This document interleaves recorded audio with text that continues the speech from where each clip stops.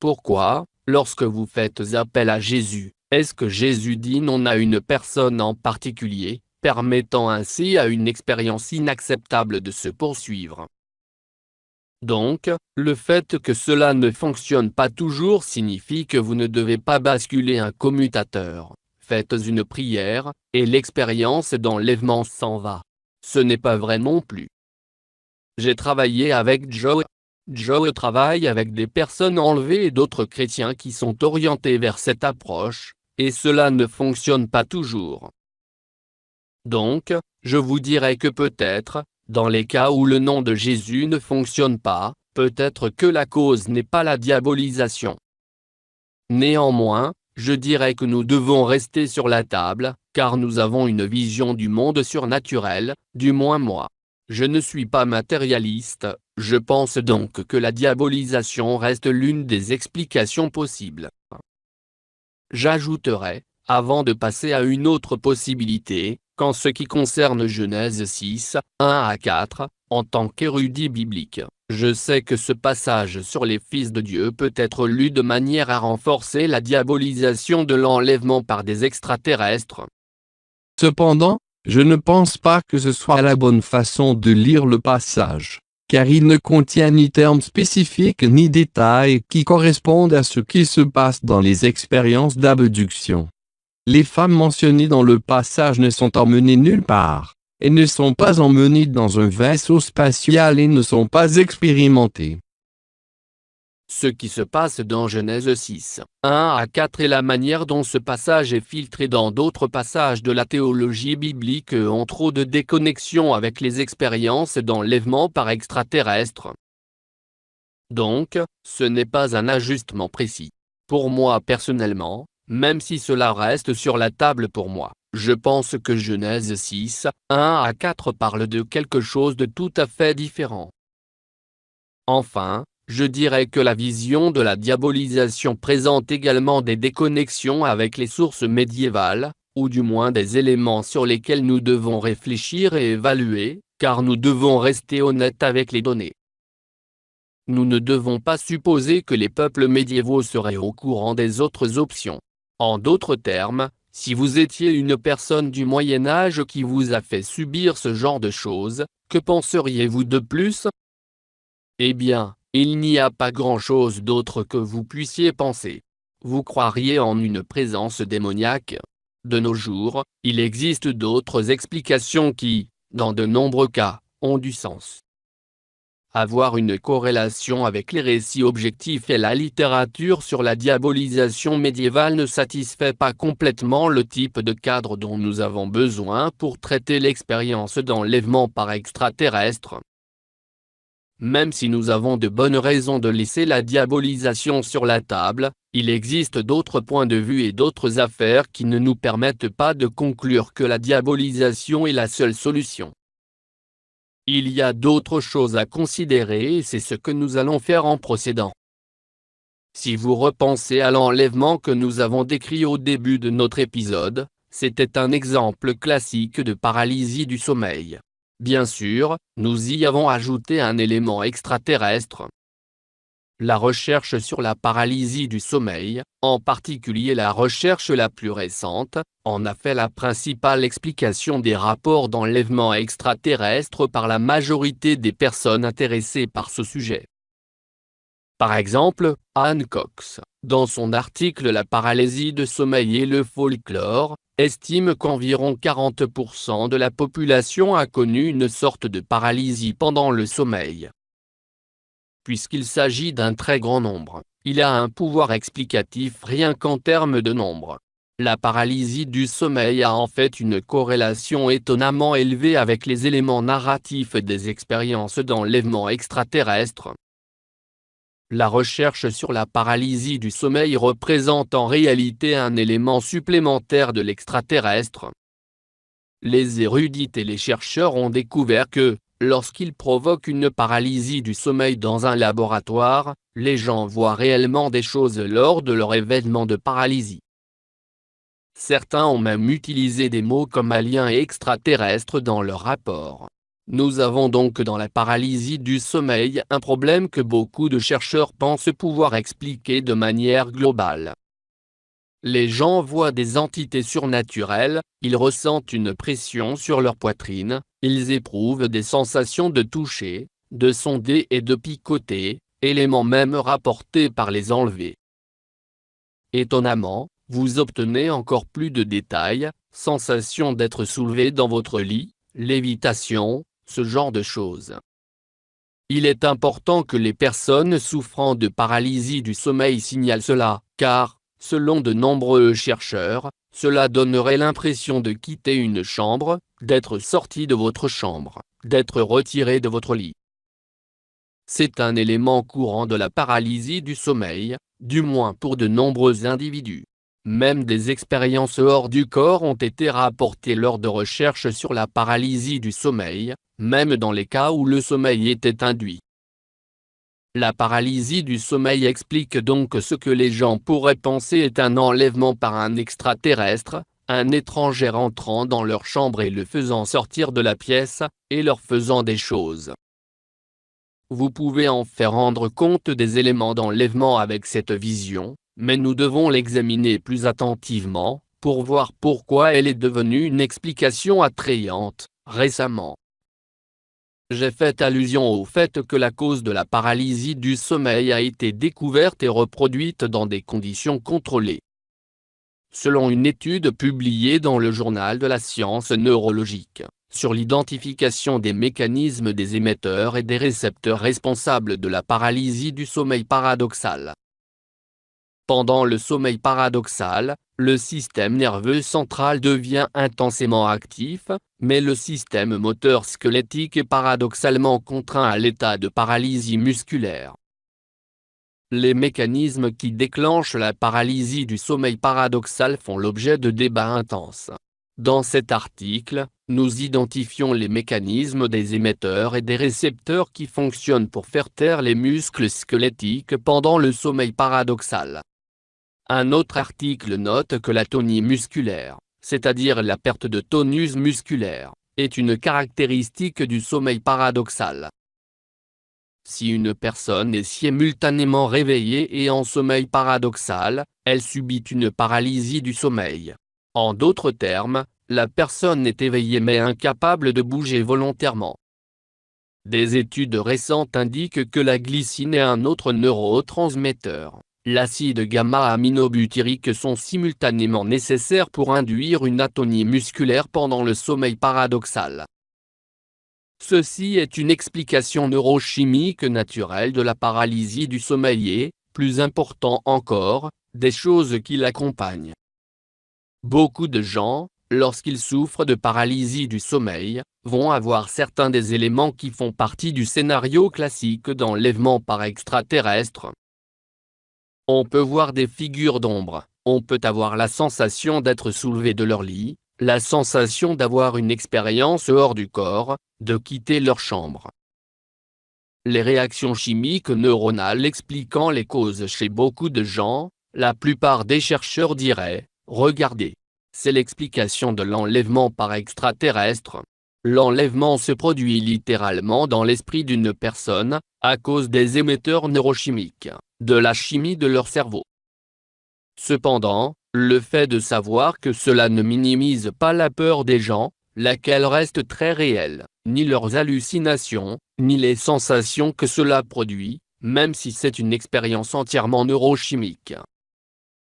Sachant cela ne minimise pas ce que les gens ressentent à propos de l'expérience, nous ne devrions donc pas prendre la recherche sur la paralysie du sommeil comme explication finale, ni rejeter l'expérience.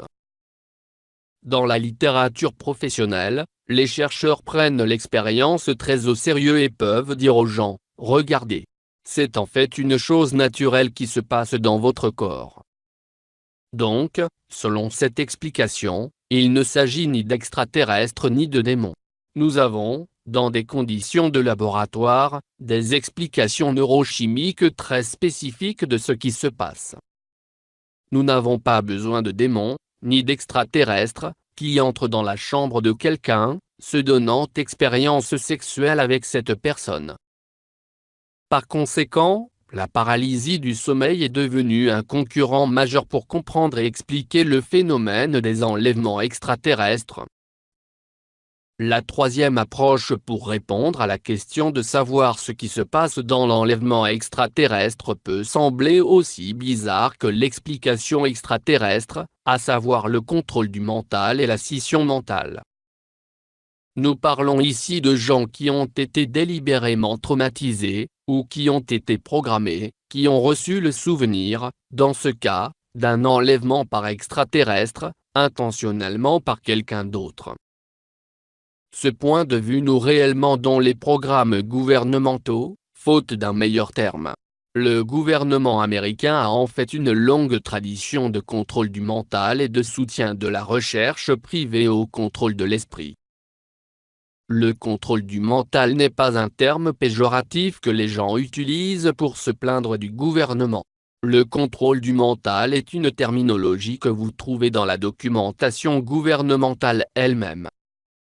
Les expériences utilisent des drogues, des traitements de choc, et d'autres choses que je pense que nous pourrions légitimement qualifier de maltraitance, faites à des gens, parfois sciemment mais souvent sans le savoir, pour induire certains souvenirs, ou les programmer à faire certaines choses. L'exemple le plus public de cette situation est MKUltra, qui a été exposé en 1973 lors des audiences du comité Church du Sénat américain.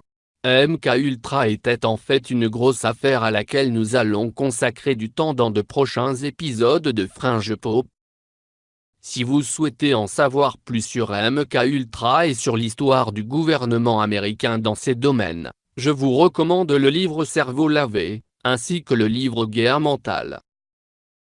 Ces deux livres relatent l'implication du gouvernement dans ce type d'expérimentation humaine visant à influer sur, infliger, modifier et programmer la mémoire de quelqu'un. En raison des audiences du comité Church, MKUltra est un peu plus connu de nos jours. Le film intitulé Scissionné couvre un territoire familier, mais traite également de traumatisme délibéré, de faire délibérément quelque chose à une personne, de lui donner un souvenir spécifique, ou de provoquer un souvenir spécifique. Dans le cas de nombreuses victimes de traumatisme, la scission est une fonction cérébrale naturelle. Quand des personnes sont traumatisées, leurs neurones cérébraux les séparent, les emmenant dans un endroit différent. C'est ce qu'on appelait autrefois le trouble à personnalité multiple. Nous parlons ici d'expérimentation sérieuse sur des personnes spécialement pour provoquer la scission. C'est ce qui le rend profondément sinistre. Il est très possible que, dans ce processus d'expérimentation humaine, des expérimentateurs aient implanté dans une personne ses souvenirs d'un enlèvement extraterrestre. En d'autres termes, cela ne s'est jamais vraiment produit, mais sa mémoire a été induite dans une personne. Ce travail a bien commencé dans les années 1950 et se poursuit dans le présent. Certains chercheurs dans ce domaine ont trouvé une corrélation entre les personnes impliquées dans ces programmes gouvernementaux, dont les noms paraissent dans la documentation gouvernementale et qui, très curieusement, se retrouvent dans la littérature sur l'enlèvement par extraterrestre, témoignant dans certains cas en tant que personnes enlevées. Le fait que cette corrélation se produise laisse penser à certaines personnes qu'il pourrait se passer quelque chose de délibéré chez certaines personnes, et que, dans leur cas, cela expliquerait la mémoire de leur enlèvement. Il y a deux chercheurs importants qui ont cette perspective particulière sur ce qui pourrait expliquer le phénomène des enlèvements par extraterrestres. Ces chercheurs incluent une enlevée bien connue dont les recherches s'étaient autrefois entièrement consacrées à l'hypothèse d'extraterrestres, mais qui s'est depuis lors détournée de cette hypothèse, elle ne soutient plus la vision d'enlèvement par extraterrestres. Permettez-moi d'abord de recommander le livre de Jack Bray, que j'ai mentionné plus tôt dans cet épisode. Bray a non seulement rassemblé de nombreux documents sur les problèmes de récupération de la mémoire, raison pour laquelle nous l'avons déjà mentionné. Il a également rassemblé de nombreuses données spécifiques reliant la recherche sur les enlèvements par extraterrestres à des programmes de contrôle du mental, citant des noms, des lieux et des techniques qui se croisent, paraissent dans la recherche et les témoignages dans les deux domaines. Cela ne peut vraiment pas être une coïncidence. La chercheuse sur les enlèvements à laquelle j'ai fait allusion plus tôt est Lee Haley. Le travail de Lee Haley est d'un intérêt particulier car elle-même a été une personne enlevée. Son livre intitulé Ouvrir les placards fermés raconte plus ou moins son histoire. Elle défend depuis longtemps la vision d'extraterrestres, car elle-même en a été l'une des victimes. Cependant, elle a depuis lors rejeté cette idée. Haley opte actuellement pour expérimentation humaine, contrôle de l'esprit, scission mentale, implantation délibérée dans la mémoire. Haley se déplace réellement vers cette position dans son cas spécifique. Nous traiterons avec Lee Haley plus particulièrement dans un futur épisode de Fringe Pop, car son cas est très important. Nous allons passer en revue les points de corrélation très spécifiques qui ont amené Lee à rejeter la vision d'extraterrestre et à passer à une vision d'implantation. Les professionnels de la santé mentale et les chercheurs universitaires ont découvert des points de corrélation importants qu'ils rapportent dans les littératures professionnelles et académiques. Par exemple, Susan Marie Poher, dans son article La désassociation chez les enlevés par extraterrestres, publié en 1994 dans le livre Désassociation, Progrès dans les pathologies scissionnantes. Poher a également écrit cet article, Récit d'enlèvement par extraterrestres, dans l'ouvrage Images brisées, Être brisé, récit de scissionné dans la pratique clinique de 1997. Elizabeth Lofty est une chercheuse reconnue sur la mémoire et des sujets connexes. Elle a contribué à la discussion sur l'enlèvement par des extraterrestres dans son essai intitulé La malléabilité de la mémoire, semer la désinformation dans l'esprit humain, une enquête de 30 ans, publiée en 2005 dans la revue Apprentissage et Mémoire. C'est une recherche académique sérieuse. J'admets que cette option semble un peu bizarre, contrôle du mental, scission, mémoire d'implantation délivrée, mais nous devons en discuter en raison de ces recherches académiques, durant 30 ans dans le cas de Lofty. Ces corrélations existent, nous donnant une autre option que celle des extraterrestres et des démons pour ce qui pourrait se passer chez certaines personnes par rapport à leur expérience d'enlèvement par extraterrestre. Vous pouvez tous voir que l'enlèvement par extraterrestre est un sujet compliqué. Néanmoins, ce que nous ignorions peut-être avant de visionner cet épisode, c'est qu'un grand nombre d'académiques et de professionnels y ont prêté attention, essayant d'en trouver une réponse. Dans cet épisode de Fringe Pop, nous vous avons présenté quelques options. Veuillez aller sur notre site web voir les ressources pour cet épisode. Vous y trouverez de nombreuses informations fascinantes qui ne sont pas seulement périphériques. Ce n'est pas un sujet que les gens étudient comme un passe-temps. Ce sont des professionnels de la santé mentale et médicale, des chercheurs, théologiens, historiens, ils courent la gamme. Il existe de nombreux ouvrages sérieux sur le phénomène des enlèvements par extraterrestres, et il existe plus d'une façon de les regarder. Alors, merci d'avoir visionné Fringe Pop. Veuillez revenir pour notre prochain épisode, car ce que tu sais peut ne pas être vrai.